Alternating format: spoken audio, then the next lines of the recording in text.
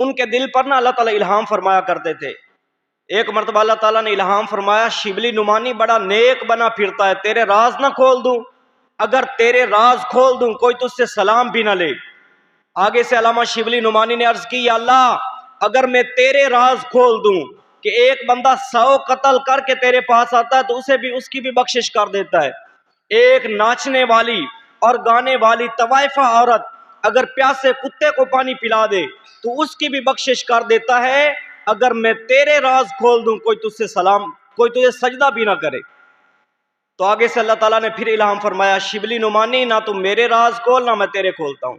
تو اسی طرح ان دونوں حضرات حضرت ابوبکر عمر کے دل پر اللہ تعالیٰ نے الہام فرمایا کہ فاطمہ کا جو رشتہ ہے وہ علی کے لیے طے کر دیا گیا ہے۔ تو ان دونوں حضرات نے حضرت علی کو تیار کیا، حضرت علی رشتہ مانگنے کے لیے گئے، وہاں حضور کے پاس چپ کر کے خاموش ہو کے بیٹھ گئے۔ آپ نے فرمایا، علی فاطمہ کے رشتے کے لیے آئے ہو؟ جی یا رسول اللہ فاطمہ کے رشتے کے لیے آئے۔ حضور نے کیا فرمایا؟ انشاءاللہ۔